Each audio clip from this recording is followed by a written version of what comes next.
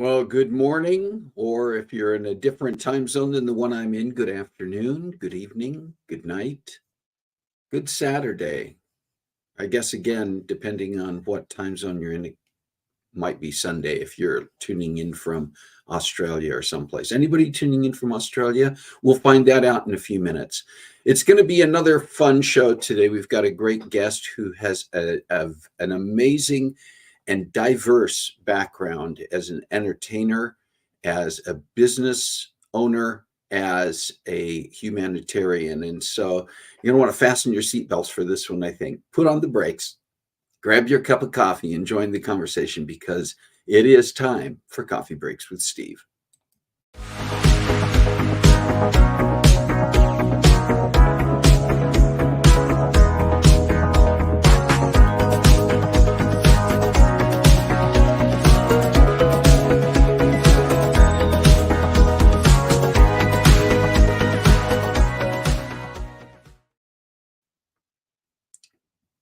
I've got my cup of coffee.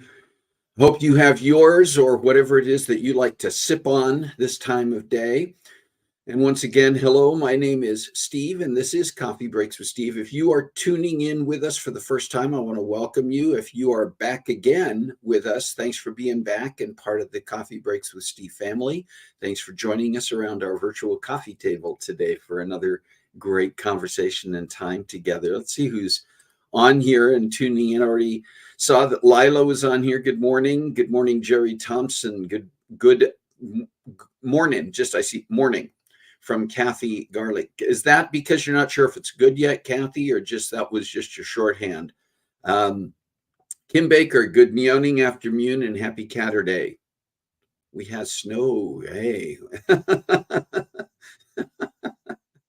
Oh, Kim, I love it. Yeah, we had snow. We still got snow on the ground. It snowed decently a couple of days ago. We had it was supposed to snow all day, and it ended up snowing starting in the mid-morning and snowing until the afternoon, and stopped sooner than what the original forecasts had predicted. But it stayed cold, and we haven't had any other types of precipitation, so there's still snow on the ground here as well. Anyway, well, I also see that Shalane is on here, Carla's here, Rick is here, Corey Ann is here. All right, the crowd is gathering. We're gathering around the table. I hope you all have had a good week. The conversation today is a little bit on the long side, even after I edited down. It's just a great conversation with David Victor. And I always hate to have to edit down for time because there is so much great storytelling and information and background and insight from people. So our hope is that while we have to edit down for the purposes of the live stream, we can put the longer version out on YouTube a little bit later on. It's still a little bit of finessing that needs to be done to that, but we will get to that. I want to share some things that we found out this week in our sweet and savory. So get ourselves a little connected with that and share some sweet things and some savory things for the week. One that I thought was just a great feel-good story. This was in China. A Chinese commercial trucking company paid nearly $30,000 to truck thousands of pounds of snow from the frozen northern city of Harbin to a special needs school in the tropical southern metropolis of Guangzhou.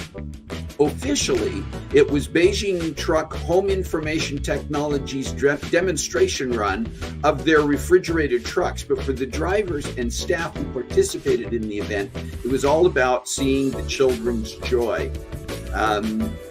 Leaving Harbin on January 28th, the convoy drove 3,300 kilometers, almost 2,000 miles, arriving in I hope I'm pronouncing this right, Jingji Children's Growth Center on February the 1st. The trucks then dumped out the snow and gave almost 2,000 children with autism and other impairments an opportunity to experience snow for the first time ever. We're giving the snow to a special school in the South, giving a chance for children to experience the fun of snow fighting and making snowmen, an employee of the trucking company said. Teachers at the school told Red Star News that some of the kids at Jingji will never be able to see snow. It's too far away and their parents don't have the resources. It was a nature lesson. Usually we give them pictures in class and tell them that this is snow and this is a snowman, one teacher said. They really saw the real thing this time. Another teacher told South China Morning Post that they had a great time, and I suspect this was a great time for students, for teachers, and definitely for the staff that got to see this happen. And it doesn't matter what country you're in or what culture, when you see yourself, when you experience doing something that makes a difference in someone else's life, it's always life-changing. All right, also President's Day we're in President's Day weekend. Monday is President's Day, which is the official holiday, federal holiday that was changed a number of years back to not only encompass, I remember when I was in elementary school, and some of you on here are from the same era that I am, that elementary school, when we used to celebrate George Washington's birthday and we used to celebrate Abraham Lincoln's birthday as separate days in the month of February. And now what they did was they combined those days, but then made it President's Day to kind of celebrate all presidents, past, present, and I guess future, if you want to consider it that way. But we're not, that may be up to your political leanings, and we're not going there with the comments today. All right. Also wanted to share a few birthdays this week that we get to celebrate and recognize. We have a happy birthday on the 19th, on President's Day, for Rosemary Harden, who is a friend of Coffee Breaks with Steve, has been joined us on here as a guest in the past. So happy birthday to Rosemary. Elena Platt is celebrating a birthday on that same day. Elena is my niece, and so I want to send her a special happy birthday wish as well. Also this week we have Dee Dee Kiso, a dear friend of the show, been on multiple times on Coffee Breaks with Steve and tunes in on a regular basis, celebrating a birthday this week. So happy birthday to Dee Dee. And Alan McCormick, my brother-in-law, my wife's brother, and he is celebrating a birthday this week as well on the 21st. So happy birthday to Alan. All right, we got a few birthdays to celebrate this week, and always worthwhile to be able to do that.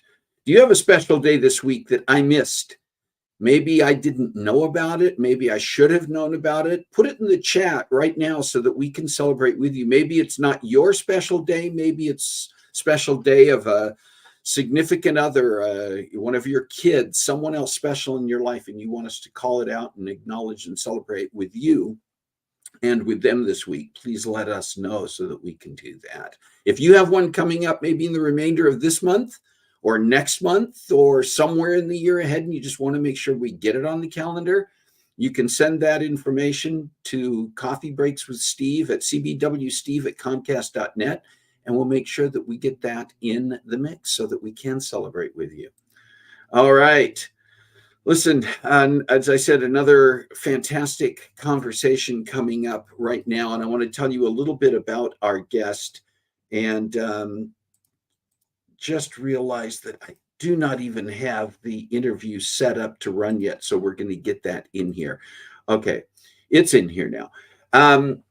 There's always that something. We call it live television, even though we're not on broadcast TV. Never mind. I still need more coffee today. Let's get back to this. I want to tell you about our guest. San Francisco Bay Area native David Victor is a digital marketing and SEO specialist, founder of a digital marketing company, founder of a hospice and hospital live music charity, and a lifelong performing musician, guitarist, and vocalist. David lived out the rock star movie dream, being plucked from a cover band into the namesake band whose music he was performing with that cover band, the multi-platinum Boston, with whom he appeared on 2 North American tours and had a #1 classic rock hit in 2014 for 1 week on classic rock radio with the song Heaven on Earth. David also appeared at Boston's first show in over 20 years in the city of Boston as the band opened the Boston Strong benefit for the Boston Marathon bombing victims.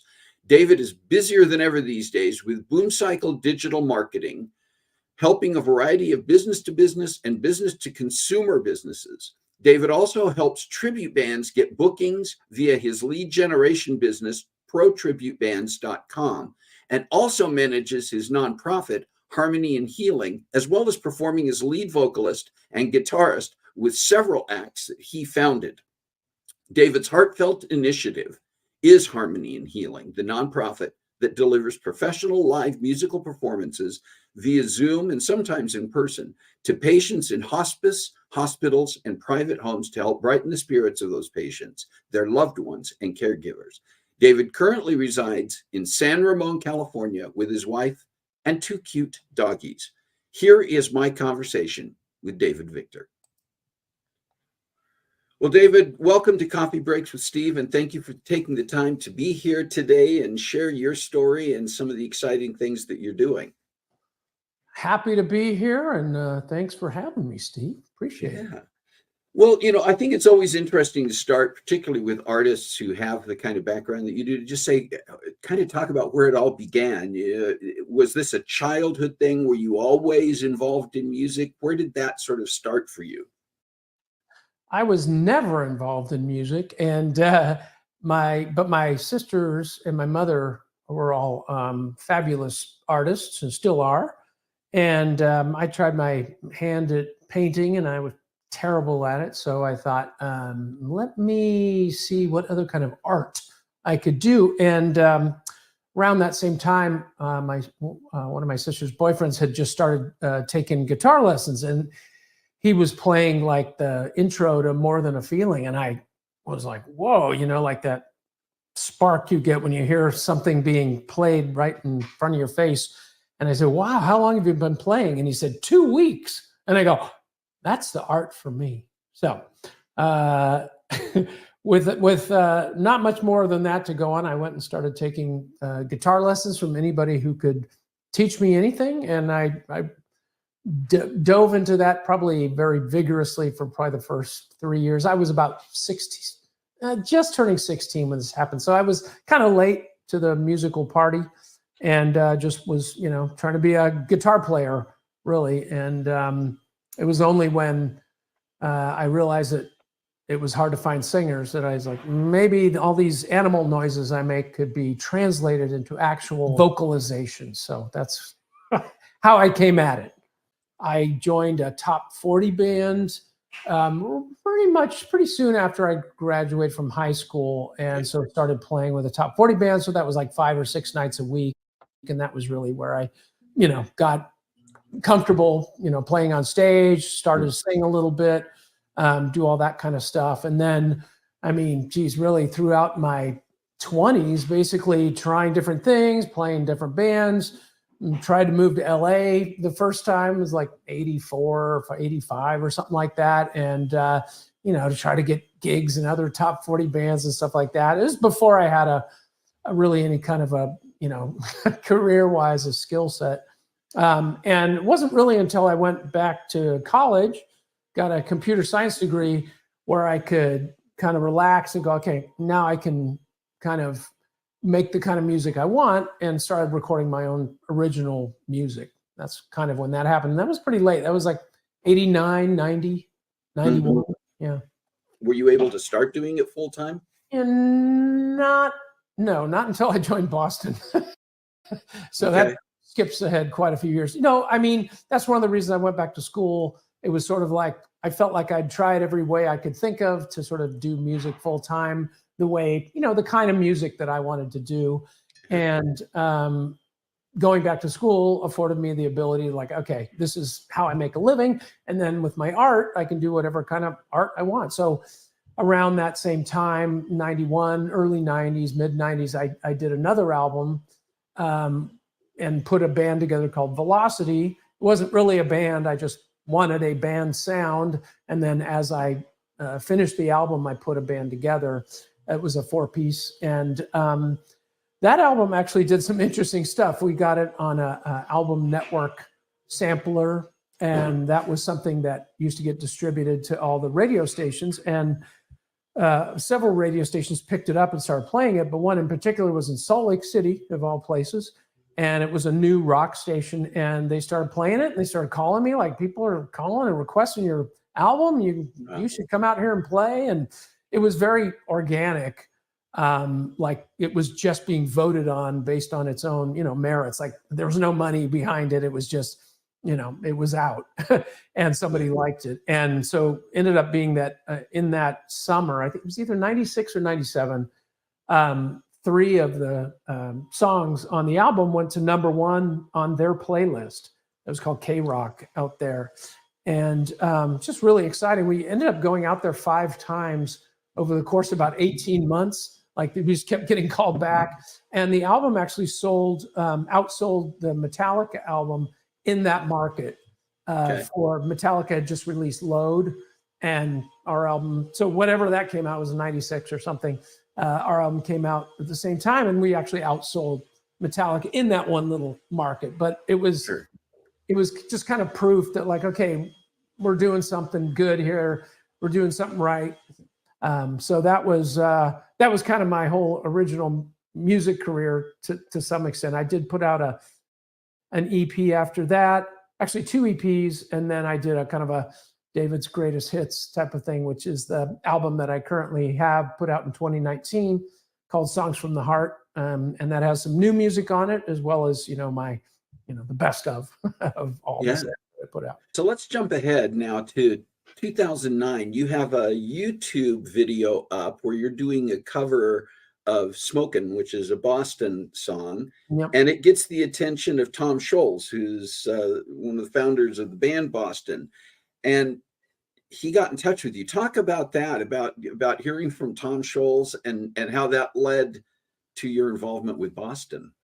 I remember we were actually at a family reunion, and we were driving up the coast on Highway 1, taking a nice drive up to San Francisco, and I got a phone call, and it was actually the management from Boston, and talked to the, basically said, hey, how would you like to come out and record a track on the new Boston album? I'm like, yes, please. That sounds good to me.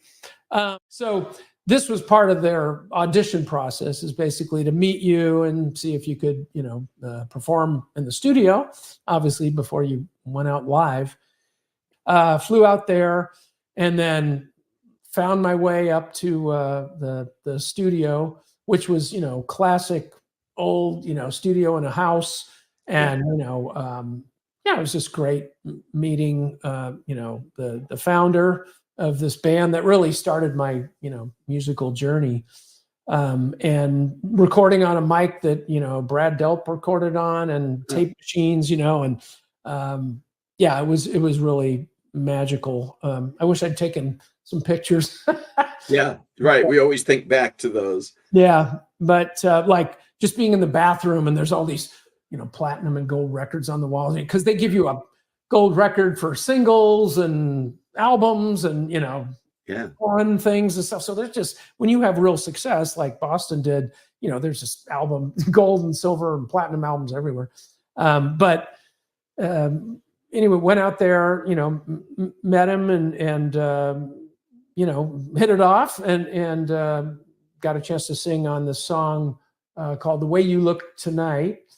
And then, sort of I won't go into the long details, but it was kind of a back and forth thing where I wasn't really sure what was going on, and it sent me a demo of another song, and then, hey, you want to come out and sing another song? I was like, sure. So came out and sang Heaven on Earth, which ended up being the single from the album that came out in 2014, and actually I guess that single was #1 for 1 week on the classic rock charts. So I actually, was the lead singer on a single from Boston. It was a #1 single, for a certain period of time. So a good answer to a trivia question. Then about, I guess it was 2012 when I finally was, introduced as a member of the band, when I walked out on stage at the Hollywood Hard Rock in Florida. And there's actually some YouTube video out there floating around of that moment, which is really great. Like your peak life experience, actually caught by, audience members, as it happened. And I got to sing Peace of Mind, which was my favorite Boston song of all time. I got to sing the chorus of More Than a Feeling, which was, arguably the biggest Boston song of all time. And then all of Amanda, which was the actual biggest #1 Boston song of all time. And so I didn't feel, like I was, standing in the back in the shadows or something. I was right out front. Such a wonderful experience to be able to, perform with that band and play with such talented other musicians. Everybody in the band was just fabulous. And, just see life from the perspective of, being an established band. And then a lot of bands opened for us that were legendary. In fact, some are in the Rock and Roll Hall of Fame, like Cheap Trick, opened for us. And, it's just funny to me to think that Cheap Trick's opening for not me, but yes, the band that I'm in. So, yeah.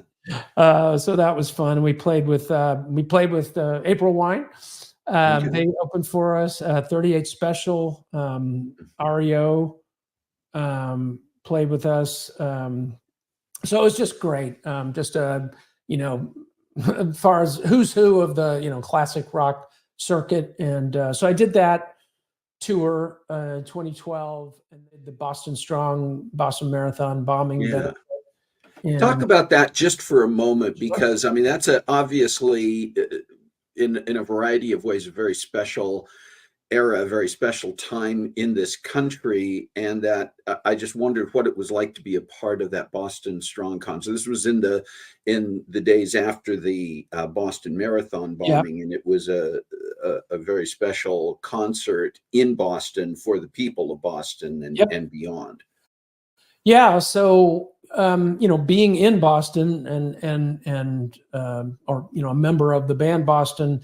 And then when that happened, Tom wanted to open the show, which I thought was really gutsy because it's like, wow, open the show. And the bands were on a turntable. So we would play and then the next band would, be set up and ready to go and made it really, slick and a great presentation, a great experience for everybody. But to open it, people stood up and, we played the Star Spangled Banner and people stood up and put their hand over their heart. And, it was a really cathartic, amazing, moment. And I think that's kind of the genesis of thinking about harmony and healing and just how music, can bring people together and just really act as a bond in these times of great need and great crisis. That all kind of mixes together in my mind. I think that moment, and we just played, I don't know, 4 or 5 songs or something. It was a bunch of bands, and Aerosmith headlined the show, and it was a big deal. Sorry, we got some people here working. Yeah, that's fine. That's not a problem. Do you have anything else you want to share here while we're together? I wonder if that was,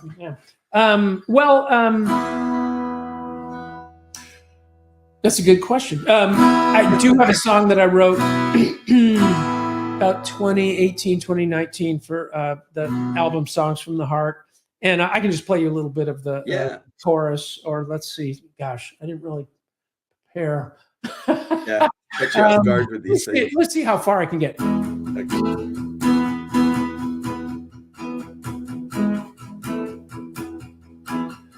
When your only shot was taken and it vanished in the air, I will be there. I will be there. When the situation's hopeless, when the fear you cannot bear, I will be there. I will be there. So your expectations shattered, the banner broke your will. Whenever the pain is due, I will be there for you. Lay your heart open wide, what you feel inside. Heart open wide. Lay your heart open wide. Wow. That's enough of that. Yeah, excellent. Thank you. Thank you. Yeah, it's a song called Heart Open Wide, and kind of have used that as a theme song for harmony and healing a little bit. So let's talk a little bit about Harmony and Healing, which is this organization that you started after having some experience of your own going in to pediatric hospital, having the opportunity to play some music for some patients, and that moved you. Talk about that experience and what that led to. Yeah.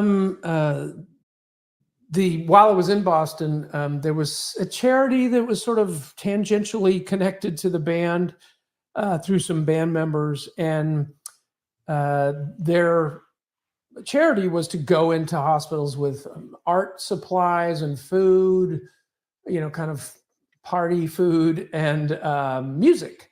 And so they asked me, hey, would you like to go in and do this? And it was at Miller Children's Hospital in Long Beach. And I was living in LA at the time, and I was more than happy to, participate. I didn't know what to expect if, the patients who were all, it's a pediatric oncology ward. And, I didn't know how things would go, basically. I mean, obviously it was nothing compared to what they're going through. Right. And I appreciate and understand that. But it was, so I went in there just playing. I mean, all I knew at the time really were the Boston songs, maybe a couple of my own songs and maybe a Bryan Adams song or something. And so going in there and playing, I was sort of, oh, you'll be kind of background music. So I played, and my voice is kind of loud, so it's hard to be in the background for too long.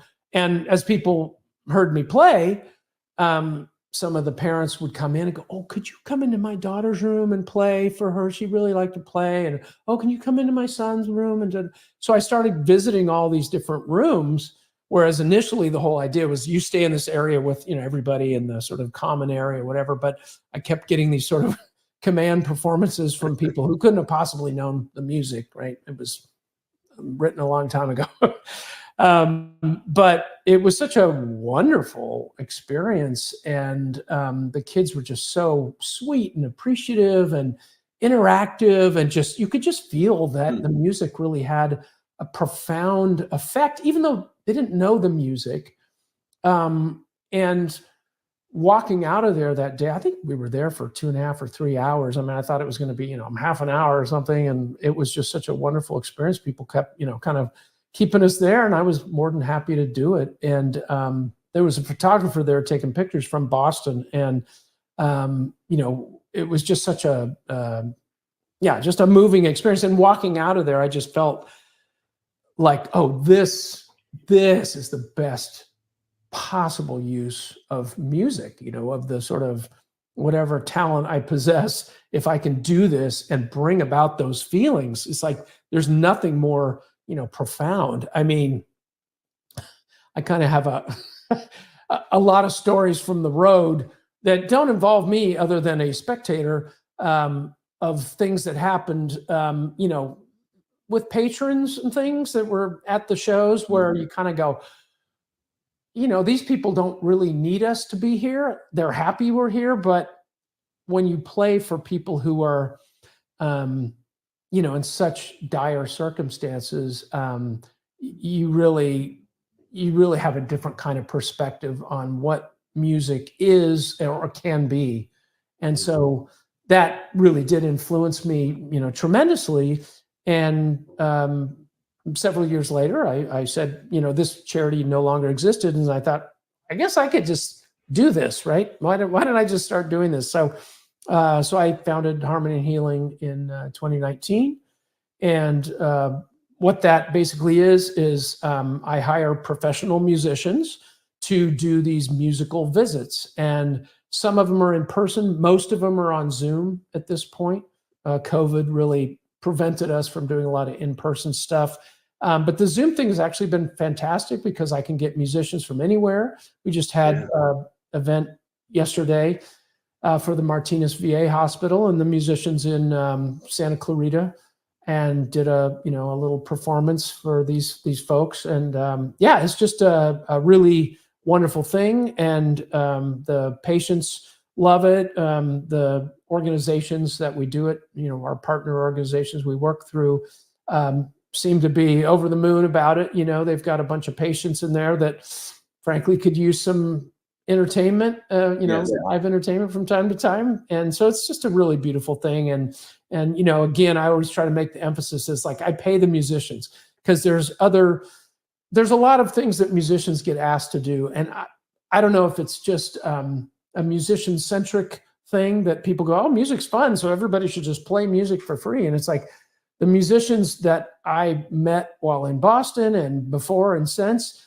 a lot of them are full-time musicians, and they want to make a living. They want to pay their health insurance, all that other stuff that they got to do. And so, I feel like the charity works both ways, in a sense that, we deliver to the patients and their loved ones and the caretakers this sort of musical gift. And I can, pay my musicians to do something on a Tuesday or Thursday afternoon that's, hyper meaningful work. And they all love it.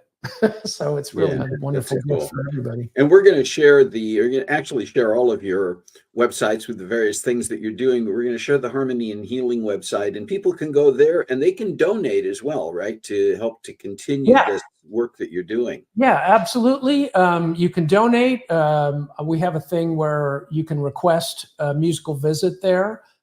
We find that the organizations we work with tend to be more regular work, right? And though we do private visits, I'm sad to say a lot of times they get canceled because people are unable to participate. Sometimes, we schedule something, we line up the musician, we hustle it up, and sometimes it doesn't happen because the patient can't do it. So the way we've been able to sort of, kind of move forward and gain traction is by working with different hospice organizations, the hospital organizations. For example, we work with the George Mark Children's House in San Leandro, which is another pediatric hospice, which I didn't even know existed right before I started doing this. So that's really our focus is working more with, veterans, hospice, and just the people that really could use a lift from live musical visits, we call them. We're not doing concerts in a way. Mm-hmm. It's more of an interactive kind of visit. Sometimes it's really personal when it's a one-on-one thing, and other times it's more like a room of people who are, being entertained and maybe calling out requests and things like that. So it's really, really fun. That's great. You've also continued, and this has been going on for several years, but tribute bands. You have actually even have an organization or a company, Pro Tribute Bands, where you yourself have performed with tribute bands, but do you also kind of organize and promote other tribute bands in various concert situations? Yeah. So what Pro Tribute Bands is it's called a lead gen website. So basically, since I do digital marketing, that's sort of my forte. I know how to generate traffic on for websites from Google and other search engines, and so I create the means whereby these tribute bands get inquiries and leads, and very often from people who are like really good buyers. A lot of times leads that come from, like a city festival or something like that, it's not going to be, the kind of payday that would get too many even tribute bands excited. But, the buyers that we get are more higher end buyers and, one-off parties and corporate events and retirement parties and things like that.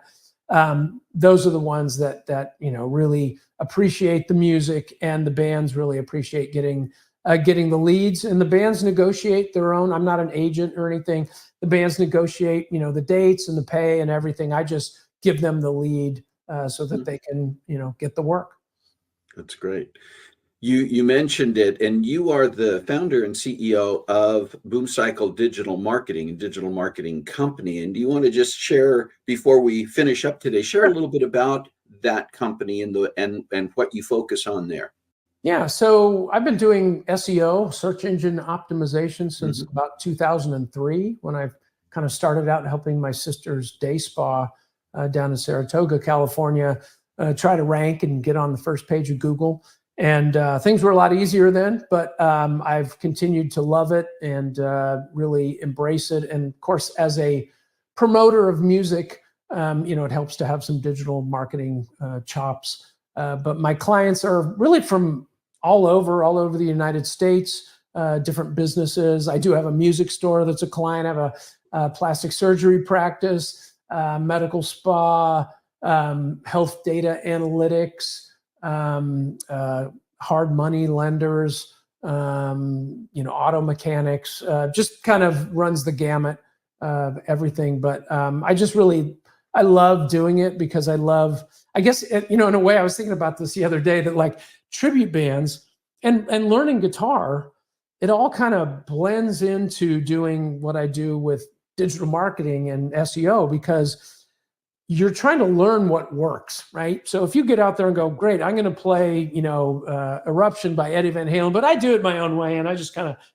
it's like, no, if you're going to represent that you do that song, you have to learn exactly how he did everything, and the pull-offs and everything with the tapping and harmonics and everything in that song, or in that little, guitar segment. And with digital marketing, you can learn, like if you come into a new market and you go, we want to promote our, plastic surgery practice, or I'm a new auto mechanic and I want to get visibility. It's like, well, we can look at what's working already, basically the licks that these other businesses are doing, and basically go, okay, this works for them. This works for them. If we combine these things and make it better, now we can get you that same kind of visibility. It doesn't happen overnight.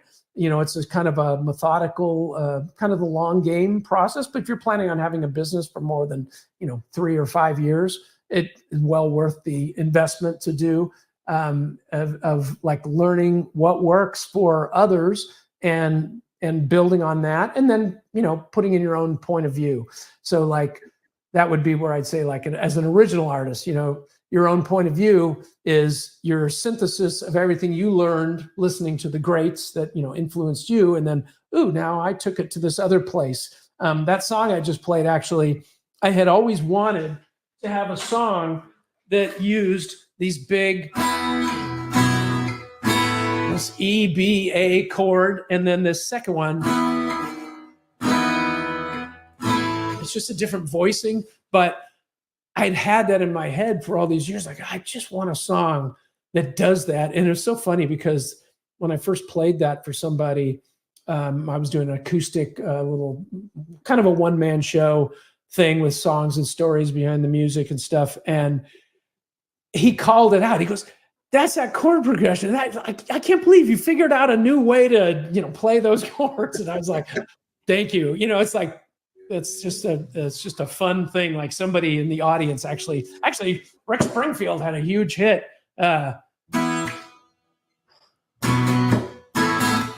You better love somebody. That break, you better love somebody. It break, you better look it a little too far. One night. Anyway, that was fun. Sort of similar chords, similar voicings, but like my song's different, and like there's only 12 notes, so you got to figure out a way to kind of redo it on your own terms. And digital marketing is kind of no different. It's like, hey, what works? What are people interested in? Kind of a fun little I don't know if I made a good attempt at blending those analogies, but that's kind of how I think of it in my mind anyway. That's great. Well, David Victor, digital marketer, charity founder, musician, thank you so much for taking the time to be with us and share such an amazing story with so many different features to it, and just wishing you the very best in all the things that you're doing.